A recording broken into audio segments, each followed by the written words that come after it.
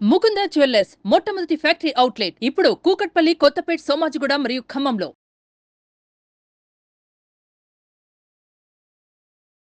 నమస్తే, welcome to Suman TV. నేను మీ Suman TV Usha. Jani master specially 2 days నుంచి మనం చూసుకుంటే ఈయనకు సంబంధించి ఒక న్యూస్ మనం వింటూ ఉన్నాము. ఒక మహిళ రాయదుర్గం పోలీస్ స్టేషన్కి వెళ్ళి తనపైన ఎఫ్ఐఆర్ ఫైల్ చేయడం కూడా మనం వింటూ ఉన్నాము. నా పైన అబ్యూస్ చేశారు, బెదిరించారు అని కొన్ని వర్డ్స్ కూడా మనకు బయటికి రావడం జరిగింది. దీనికి సంబంధించిన పూర్తి సమాచారం ఏంటి, అండ్ దాంతోపాటు ఎఫ్ఐఆర్కి సంబంధించి ఏ విధంగా ముందుకెళ్తుంది, కోర్టు దీన్ని ఏ విధంగా చూసే అవకాశం ఉందన్న వాటిపైన హైకోర్టు అడ్వకేట్ రవీంద్రనాథ్ గారు ఉన్నారు. ఆయన అడిగి తెలుసుకుందాం. నమస్తే రవీంద్రనాథ్ గారు. నమస్తే మౌష. సడన్గా 2 రోజుల నుంచి మనం వింటూ ఉన్నాము ఈ న్యూస్కి సంబంధించి ఎఫ్ఐఆర్ ఒకటి ఫైల్ అవ్వడం జరిగింది. పోలీసులు మాట్లాడుతుంటే కూడా మనం వింటూ ఉన్నాము. నా పైన అబ్యూస్ చేశారని అమ్మాయి ఆరోపించడం జరిగింది, అండ్ బెదిరించారని కూడా ఆరోపించారు, అండ్ తన వైఫ్ కూడా బెదిరించిందన్న వార్త మనం నిన్న ఈవినింగ్ విన్నాము. దీనికి సంబంధించిన పూర్తి సమాచారం ఏంటి, దీన్ని ఏ విధంగా కోర్టు చూసే అవకాశం ఉంటుంది అంటారు, ఈయన కేసు నుంచి ఏ విధంగా బయటకు వచ్చే ఛాన్సెస్ ఉన్నాయి అసలు?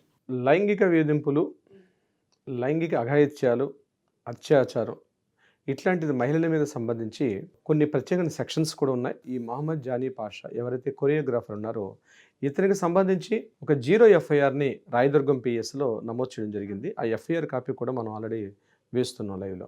అయితే ఈ ఎఫ్ఐఆర్లో ఒక మహిళ ఇతన్ని ఆరోపిస్తూ అతను తన మీద లైంగికంగా దాడి చేశాడని ఒక నెరేట్ చేసింది తన స్టోరీ టోటల్గా అమ్మాయి. అయితే మనకున్నటువంటి లీగల్ రూల్స్ ప్రకారం అమ్మాయి యొక్క పేరుని రివీల్ చేయకూడదు బేసిక్గా. సో అందుకని ఆ అమ్మాయి పూర్తిగా ఇతన్ని 30/6/2020 యాజ్ పర్ ఎఫ్ఐఆర్ ప్రకారం చెప్తున్నాను, 30/6/2024 నాడు నా మీద అఘాయిత్యం జరిగిందని తను డేట్తో సహా మెన్షన్ చేస్తూ 15/9/2024 నాడు డేట్ మధ్యాహ్నం 2 గంటలకి ఆమె ఒక ఎఫ్ఐఆర్ నమోదు చేయడం జరిగింది. కొంత ప్రాసెస్ ఉంటుంది. బిఫోర్ ఎఫ్ఐఆర్ అన్నది ఈజీగా నమోదు చేయడం జరగదు. ఎఫ్ఐఆర్ ముందు కొంత ప్రాసెస్ అయితే ఉంటుంది. ఆ ప్రాసెస్లో భాగంగా నిన్న బహుశా ఎఫ్ఐఆర్ చేసి ఉండొచ్చు. ఇది యాక్చువల్గా ఏంటంటే ఈ ప్రాసెస్ ఎఫ్ఐఆర్ చేసే ముందు ఎలా ఉంటుందంటే, ఏ మహిళను వచ్చి డైరెక్ట్గా నా మీద పలానా వ్యక్తి అలిగేషన్స్, అబ్లిగేషన్స్, సెక్సువల్ హెరాస్మెంట్స్ ఉన్నాయంటే ఇమీడియట్గా తీసుకోరు. పోలీసులు కూడా కొంత బేసిక్ నాలెడ్జ్ ఇస్తేనే దాన్ని ఇంకా ఇంటరాగేషన్ పరిధిలో తీసుకెళ్తారు వాళ్ళు.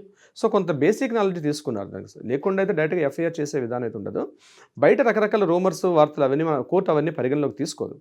సో ఎఫ్ఐఆర్ ఏం చేశారు, 0 ఎఫ్ఐఆర్ నమోదు చేశారు. 0 ఎఫ్ఐఆర్ అంటే ఏంటంటే, ఫర్ ఎగ్జాంపుల్ మనం ఒక పోలీస్ స్టేషన్కి వెళ్ళి ఒక కంప్లైంట్ ఇద్దాం అనుకుంటే, మీరు మా పోలీస్ స్టేషన్ పరిధిలో లేదు, మీరు పలానా పోలీస్ స్టేషన్కి వెళ్ళమని చెప్తారు.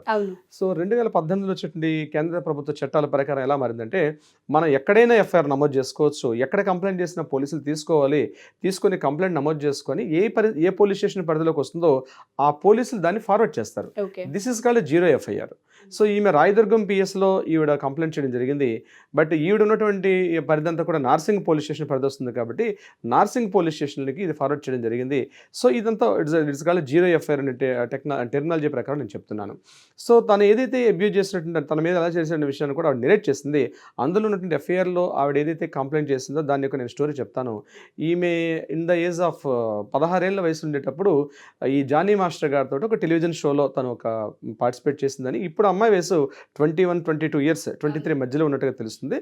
16 ఏళ్ల వయసులోనే తనకి ఒక టెలివిజన్ షోలో బాగా టాప్గా ఉండేటప్పుడు దీనికి సంబంధించి ఈవిడికి జానీ మాస్టర్ దగ్గర నుంచి ఒక ఆఫర్ వచ్చింది. అంటే వాళ్ళ స్టాఫ్ నుంచి ఒక ఆఫర్ వచ్చింది, ఒక అసిస్టెంట్ కొరియోగ్రాఫర్గా జాయిన్ అవ్వమని చెప్పేసి రావడం జరిగింది. సో నేను దానికి యాక్సెప్ట్ ఇస్తూ నేను వెళ్ళడం జరిగింది. దీని తర్వాత ఈయన కంటిన్యూ షోస్లో నన్ను అసిస్టెంట్ కొరియోగ్రాఫర్గా పెట్టుకున్నారు.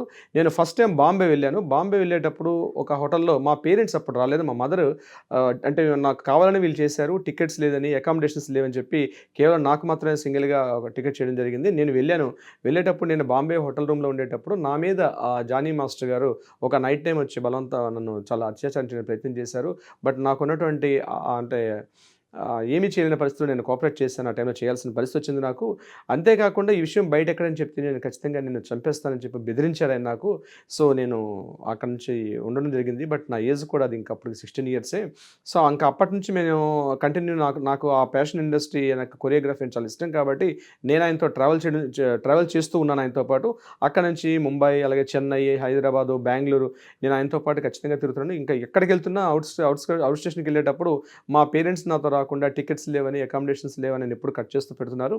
సో నేను వెళ్తున్నాను, ప్రతి చోట నన్ను ఇలా ఆయన నాతో ఫిజికల్గా నా మీద ఆయన అబ్యూజ్ చేస్తూ ఉన్నారు.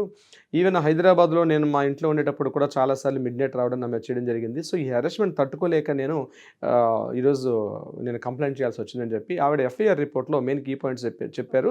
దీంతోపాటు మరొక కీ పాయింట్ ఏంటంటే, నేను వాళ్ళ కమ్యూనిటీలకు మారితే డెఫినెట్గా నన్ను మ్యారేజ్ చేసుకుంటాను, ఖచ్చితంగా చేయమని చెప్పడం జరిగింది. అయితే ఈ ప్రక్రియలో మొత్తం ఈ నా మీద చేస్తున్నటువంటి ఏదైతే అటాక్స్ కానీ, అబ్యూజ్ చేసే అసాల్ట్ చేసే విషయంలో ఈయన నా మీద దాడికి కూడా ప్రయత్నించిన సంఘటనలు చాలా ఉన్నాయి, నన్ను బెదిరించారు అని చెప్తూ ఇవంతా ఆవిడ చెప్పడం జరిగింది. ఇది యాక్చువల్గా ఎఫ్ఐఆర్లో ఉన్నటువంటి నేరేషన్ చేసిన స్టోరీ నేను మీకు చెప్తున్నాను ఉషా గారు. సో దీన్ని దృష్టిలో పెట్టుకుని పోలీసులు ఏం చేశారంటే, సెక్షన్ 376(2)(N) అంటే ఇది రేప్ అనే సెక్షన్ కిందకు వస్తుంది. రేపు కూడా కాదు, 376 ఇస్ ద రేపు, 376(2)(N) అని దేని కిందకు వస్తుందంటే, ఒక వ్యక్తి ఒకే అమ్మాయి మీద కంటిన్యూస్లీ ఆమెని టార్చర్ చేస్తూ అబ్యూజ్ చేస్తూ ఉంటే ఈ సెక్షన్ వర్తిస్తుంది. ఈ సెక్షన్ చాలా పవర్ఫుల్ సెక్షన్. ఎలా అంటే, ఈ సెక్షన్ కింద నమోదైనటువంటి ఒకవేళ నేర నిరూపణ జరిగితే పూర్తిగా ఫైనల్గా అప్ టు 10 years జైలు శిక్ష విధించవచ్చు.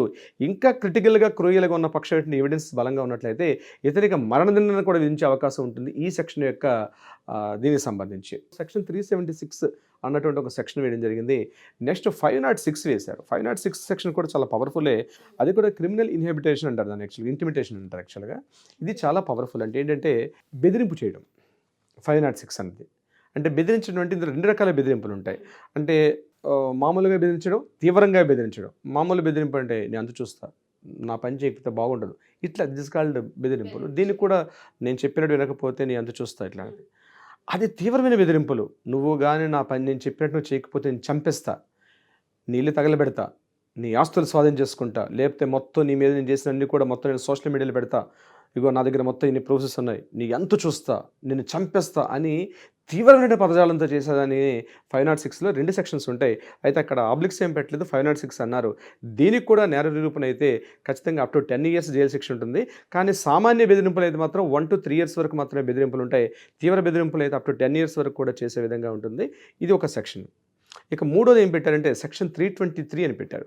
సెక్షన్ 323 దేని చెప్తుందంటే, 323 ప్రకారం ఏదైనా పదునైన ఆయుధం, ఒక కత్తి కానీ, ఒక తుపాకీ కానీ, లేకపోతే ఏదైనా ఆయుధంతో బెదిరించడం, నేను చంపేస్తా, నిన్ను పొడుస్తా అని హత్య అని అంటే ప్రయత్నించడం అనమాట. జరగలేదు బట్ చేసే ప్రయత్నం చేయడం. అలాగే ఒక రెడ్ కలర్ ఎనీ ఆ యాసిడ్స్ అంటే చూసారండి, యాసిడ్ వేయడాలు, నేను యాసిడ్ ఏవో వేసేస్తాను, నీ ముఖం మీద వేసేస్తా అంటూ బెదిరించడం, ఇట్లాంటి వాటికి సంబంధించి ఆయుధానికి సంబంధించి బెదిరింపు చేసే ప్రయత్నాలు సెక్షన్ 323 కిందకు వస్తుంది. ఇది కూడా ఒక ప్రమాదమైనటువంటి సెక్షనే. ఇది కూడా కాగ్నిజబుల్ అఫెన్సెస్. ఈ కాగ్నిజబుల్ అఫెన్సెస్కి ఇప్పుడు నేను చెప్పి ఈ 3 సెక్షన్స్ మీద ఇతనికి ఎఫ్ఐఆర్ నమోదు చేశారు. అయితే నమోదు చేస్తారు, అది ప్రూవ్ చేయడం అనేది కోర్టుకు సంబంధించిన విషయం కాబట్టి. అయితే ఒకవేళ దీనికి సంబంధించి ఇప్పుడు నేను చెప్పినట్టు ఈ సెక్షన్స్ సంబంధించి ఇతన్ని రిమాండ్లోకి తీసుకుంటారు. ఫస్ట్ పోలీసులు ఏం చేస్తారంటే, ఆల్రెడీ నాకు తెలిసి ఇది మ్యాజిస్ట్రేట్ లేకుండా అరెస్ట్ చేసే అవకాశం ఉండదు. ఈ నార్సింగి పోలీస్ స్టేషన్ ఏదైతే ఉందో ఇది రాజేంద్రనగర్ పిఎస్ కింద పరిధిలోకి వస్తుంది కాబట్టి రాజేంద్రనగర్ కోర్టులో కదా సార్, రాజేంద్రనగర్ కోర్టు కిందకు వస్తుంది. రాజేంద్రనగర్ కోర్టులో ఈ విషయం చెప్పిన తర్వాత అక్కడ మ్యాజిస్ట్రేట్ పర్మిషన్ తీసుకొని అరెస్ట్ చేసే అవకాశం ఉంటుంది. సో అరెస్ట్ చేసిన తర్వాత ఈయన ఇమీడియట్గా కోర్టులో రిమాండ్కి పంపిస్తారు. కోర్టులో జడ్జి గారి ముందు అంటే ఇంట్రాగేషన్ చేస్తారు. ఇది 2 రకాలుగా ఉంటుంది. పోలీస్ కస్టడీలో తీసుకుంటారు, తీసుకొని ఇంట్రాగేషన్ స్టార్ట్ చేస్తారు పోలీసులు. అంటే పలానా అమ్మాయి మీ మీద వచ్చి కంప్లైంట్ ఇచ్చింది, is it right are wrong అన్నది వాళ్ళు ఇన్వెస్టిగేషన్ స్టార్ట్ చేస్తారు. ఇది 14 days రిమాండ్ ఉంటుంది. అయితే ఇక్కడ బెయిల్ వస్తుందా రాదా అన్న విషయమే జరుగుతుంది. సో ఇక్కడ 2 రకాలుగా ఉంటాయండి ఉష గారు. ఎలా అంటే, ఇష్యూ అరెస్ట్ వారెంట్కి బిఫోరే ఒక బెయిల్ అప్లై చేసుకోవచ్చు, దాన్ని యాంటిసిపేటరీ బెయిల్ అంటారు దాన్ని. అంటే ఇతను అబ్స్కాండ్లో ఉంటాడు, అబ్స్కాండ్లో ఉండి దాని డిస్ట్రిక్ట్ మ్యాజిస్ట్రేట్ అండర్లో ఈ ఇష్యూని చెప్పి చేయొచ్చు. ఇది యాంటిసిపేటరీ బెయిల్. బట్ అది వస్తుందని మనం చెప్పలేం. ఇది మేబీ మే నాట్ బి, రావచ్చు రాకపోవచ్చు యాంటిసిపేటరీ బెయిల్. ఒకవేళ డిస్ట్రిక్ట్ కోర్టు కూడా లేకపోతే హైకోర్టుకి అప్పీల్ చేస్తారు బెయిల్కి. In the meanwhile of అరెస్ట్లోనే ఉన్నప్పుడు చేస్తారు. లేదు ఒకవేళ ఈయన అరెస్ట్ చేసిన తర్వాత ఒక బెయిల్ రాలేదనుకోండి, ఈయన 14 days రిమాండ్కి పంపిస్తారు. 14 days రిమాండ్లో ఉన్నప్పుడు కూడా ఈయనకి మళ్ళీ బెయిల్ అప్లై చేస్తారు. ఇప్పుడు ఎవరన్నా అలాంటి అడ్వకేట్స్ ఉన్నామంటే డెఫినెట్గా మేము బెయిల్ అప్లై చేస్తాం. బెయిల్ ఫస్ట్ టైం రావచ్చు. అయితే ఇది కాగ్నిజబుల్ అఫెన్స్ కాబట్టి ఫస్ట్ టైం అటెంప్ట్లో బెయిల్ రాకపోవచ్చు. బెయిల్ రాకపోయినప్పుడు కూడా రిపీటెడ్గా బెయిల్ వేస్తుంటాం, మళ్ళీ క్యాన్సిల్ అవుతుంది, బెయిల్ వేస్తాం. ఇది it is a legal process అది. సో 14 days అయిన తర్వాత కూడా మళ్ళీ ఈలోగా పోలీసులు ఏం చేస్తారంటే, ఇప్పుడు ఈ జరిగిన సంఘటన సంబంధించి మొత్తం కూడా టోటల్ స్టోరీని is it true right are wrong అని మొత్తం కలెక్ట్ చేస్తారు. కలెక్ట్ చేసినప్పుడు ఇదంతా కూడా ఛార్జ్ షీట్ ఫైల్ చేస్తారు. ఆ ఛార్జ్ షీట్కి మ్యాక్సిమం టైం 60 డేస్ నుంచి 90 డేస్ వరకు టైం ఉంటుంది. ఈ 60 డేస్ లోపల ఈయనకి బెయిల్ ఇవ్వాలా ఇవ్వకూడదని కోర్టు నిర్ణయిస్తుంది దీనికి సంబంధించి. బట్ నాకున్నటువంటి నాలెడ్జ్ ప్రకారం అయితే అప్ టు 30 డేస్ వరకు ఈయనకి బెయిల్ వచ్చే అవకాశం లేదు. ఈ 30 డేస్ అయితే డెఫినెట్గా ఈ సెక్షన్స్ ప్రకారం అయితే అరెస్ట్ చేస్తే మాత్రం 30 రోజులు ఉండే అవకాశం అయితే డెఫినెట్గా ఉంటుంది లీగల్ ప్రకారంగా. సో వన్స్ కోర్టులో ఇవన్నీ ట్రయల్స్ అంతా ఎప్పుడు స్టార్ట్ అవుతాయి అంటే ఈ ఛార్జ్ షీట్ ఫైల్ చేసిన స్టార్ట్ అవుతుంది. ఛార్జ్ షీట్ ఫైల్ చేస్తే మాత్రం డెఫినెట్గా క్యాండిడేట్కి ఎవరైతే ఉంటారో ఆ నిందితుడని ఎవరైతే భావిస్తున్న అక్యూజ్డ్కి డెఫినెట్గా బెయిల్ ఇవ్వాల్సిన అవసరం ఉంది, ఇస్తారు. సో పోలీసులు ఇక్కడ ఏం చేస్తారంటే ఛార్జ్ షీట్ ఇవ్వకుండా కొంత టైం తీసుకుంటారు. అంటే టోటల్ ఇన్వెస్టిగేషన్ మొత్తం ఇంట్రాగేషన్స్ అన్నీ చేసి టోటల్ ఫైలింగ్ సబ్మిషన్ చేయాలి. ఇప్పుడు ఏదైతే ఈ సెక్షన్స్ ప్రకారం చేశారో, ఒకవేళ ఇక్కడ ఒక విషయం మీకు తెలియపరచాలి లీగల్ పాయింట్ ఆఫ్ వ్యూ. పోలీసులు ఇప్పుడు ఏదైతే ఎఫ్ఐఆర్ నమోదు చేశారో ఇవి కరెక్ట్గా అనుకున్నట్టుగా లేదనుకోండి, ఒకవేళ మాలాంటి అడ్వకేట్స్ కానీ మనం సంప్రదించినట్లయితే మేము ఒకవేళ లేకపోతే డైరెక్ట్గా పోలీసుల మీద మనం డ్యామేజ్ షూట్ వేస్తాం. అది పోలీసులకు కూడా అసలు ప్రమాదం. అది అందుకనే ఏదో వచ్చారు ఎవరో ఒక అమ్మాయి వచ్చి చెప్పేసింది నా మీద పలానా చేసినట్టు ఇమీడియట్గా చేయండి, అంత ఈజీగా ఎఫ్ఐఆర్ చేయాలి. ఎఫ్ఐఆర్ చేశారంటే వాళ్ళకి దగ్గర కొంత సపోర్టింగ్ డాక్యుమెంట్ ఉంటేనే చేస్తారు. లేకుండా ఒక పిలుస్తారో మాట్లాడతారో మందలిసి పంపించేస్తారు పోలీస్ స్టేషన్లో. ఎఫ్ఐఆర్ దాకా వెళ్ళిందంటే సమ్ బేసిక్ ఎవిడెన్సెస్ ఉంటేనే చేస్తారు. ఇట్స్ ప్రైమరీ నాలెడ్జ్ అని చెప్తున్నాను. సో ఈ విషయానికి సంబంధించి అయితే కొంత వాళ్ళ దగ్గర ఉండొచ్చని నేను అనుకుంటున్నాను. లేకపోతే వాళ్ళ డ్యూటీకి ఇబ్బంది అక్కడ డ్యామేజ్ షూట్. సో మీరు అన్నట్టుగానే ఎఫ్ఐఆర్కి సంబంధించి కనుక చూస్తే వీటిని ఏ విధంగా కోర్టు ఇన్వెస్టిగేషన్ చేస్తూ ఉంటుంది, ఎంక్వైరీ ఏ విధంగా జరిగే అవకాశం ఉంటుంది అంటారు? ఎందుకంటే మీరు చెప్పినవన్నీ కూడా చాలా బలంగా కనిపిస్తూ ఉన్నాయి సెక్షన్స్, ఆ రూల్స్ కనుక మనం చూస్తే. సో ఇప్పుడు ఎవరైతే విక్టిమ్ ఉన్నారో ఆవిడ ఏ విధంగా ముందుకెళ్ళే అవకాశం ఉంటుంది అంటారు? ఇన్వెస్టిగేషన్ ఏ విధంగా జరిగే అవకాశం ఉంటుంది అంటారు? ఫస్ట్ ఈమెని హోమ్కి పంపిస్తారండి అమ్మాయిని. ఆమె చెప్పినటువంటి లైంగిక ఆరోపణలు అన్నీ ఉన్నాయా లేదని చెప్పి ఆమెను వైద్య పరీక్షలు చేస్తారు. వైద్య పరీక్షలు చేస్తారు. తర్వాత ఆవిడ ఇచ్చినటువంటి ఎవిడెన్సెస్ ఏవైతే ఉన్నాయో, ఎందుకంటే ఇంకొకటి కీ పాయింట్ మనం మర్చిపోయాం ఉష గారు. ఆ అమ్మాయి ఇన్ ద ఏజ్ ఆఫ్ 16 yearsలో ఆమె జరిగిందని చెప్పింది ఆమె 16 ఏళ్ళ నుంచి. సో ఇది యాక్చువల్గా పోక్సో చట్టం కూడా ఇక్కడ అప్లై అవుతుంది. నెంబర్ 1, ఎందుకంటే 16 ఏళ్ళు అంటే మైనర్ బాలిక అప్పటికి. సో మైనర్ బాలిక కాబట్టి మరి పోక్సో చట్టం నాకు ఆ ఎఫ్ఐఆర్ వచ్చిందా లేదా నాకు తెలియదు. బట్ ఇప్పుడు ఇన్వెస్టిగేషన్లో వాళ్ళు అది అంటే ఎనీ టైం వాళ్ళు పెంచుకోవచ్చు. అంటే ఎవిడెన్స్ బాగా వస్తుంటే కొత్త సెక్షన్స్ కూడా ఇంపోజ్ చేసే అవకాశం ఉంటుంది పోలీసులకి. మరి దీనికి సంబంధించి పోక్సో చట్టం అప్లై అవుతుందా లేదు తర్వాత లేటర్ విల్ డిసైడ్. అయితే పోలీసులు ఆమెని హోమ్కి పంపిస్తారు. హోమ్లో పూర్తిగా ఇంట్రాగేషన్స్ చేస్తారు. ఆమె పూర్తిగా ఎవిడెన్స్ తీసుకుంటారు. ఆమె దగ్గర ఎన్ని రకాల ఎవిడెన్స్ ఉంటే అన్నీ కూడా ప్రొవైడ్ చేయడం జరుగుతుంది. దీనికి సంబంధించి మెడికల్ టెస్టులు చేస్తారు. ట్రయల్స్కి వెళ్ళడానికి మీకు నాకు తెలిసి ఈ కేసుకి అయితే ట్రయల్స్కి వెళ్ళడానికి అట్లీస్ట్ 1 year పడుతుంది. 1 year పడుతుంది. బిఫోర్ 1 year ఇమీడియట్గా కోర్టు కమాన్ రా అని చెప్పి ట్రయల్స్ పిలిచే అవకాశం ఉంది. ఎందుకంటే పోలీసులు ఛార్జ్ షీట్ ఫైల్ చేయాలి. ఛార్జ్ షీట్ ఫైల్ చేసిన తర్వాత వీళ్ళు కౌంటర్ పాయింట్ అయ్యాలి, WS వేయాలి, రిటర్న్ స్టేట్మెంట్స్ వేయాలి. కొంత బిఫోర్ ట్రయల్స్ కొన్ని లీగల్ ప్రాసెస్ ఉంటుంది. ఇవంతా అయినాక అప్పుడు పిలుస్తారు వాళ్ళు. ఓకే. సో మీరు అన్నట్టుగానే ఈ కేసుకి సంబంధించి కనుక చూస్తే చాలా విషయాలు మాట్లాడుకోవాల్సిన అవసరం ఉందని తెలుస్తుంది. లీగల్ నాలెడ్జ్ కూడా చాలా అవసరం ఆడియన్స్కి. ఎందుకంటే ఇవాళ రేపు చాలా వాటిపైన అవగాహన లేకనే చాలా వాటికి విక్టిమ్స్ అయిపోయి బాధితుల్లా మిగిలిపోతూ ఉన్నారు. ఎస్పెషల్లీ జానీ మాస్టర్ కేసుకి సంబంధించి ఫర్దర్గా ఏ విధంగా ఇన్వెస్టిగేషన్ జరుగుతుంది? ఇక్కడ మరొక విషయం వర్ష గారు, ఈ ఇష్యూ ఎప్పుడైతే ఎఫ్ఐఆర్ నమోదైందని తెలియగానే నిన్న పార్టీ నుంచి కూడా ఆయనకి సస్పెండ్ చేయడం మనకు సస్పెండ్ చేశారు. అలాగే TFCC అంటే తెలంగాణ ఫిల్మ్ కొరియోగ్రాఫర్ కి ప్రెసిడెంట్ అని కూడా మనం TFCC కూడా ఈరోజు దాన్ని ఇనిషియేటివ్గా తీసుకున్నారు. దాన్ని TFCC అంటే chamber of commerce, film chambers of commerce కూడా ఈ లెటర్ని తీసుకున్నారు. ఇంకొకటి అంటే ఉమెన్ సేఫ్టీ వింగ్ WSW అంటారు. ఆవిడ షికాగో ఈజ్ DGP ఆవిడ ప్రెసిడెంట్.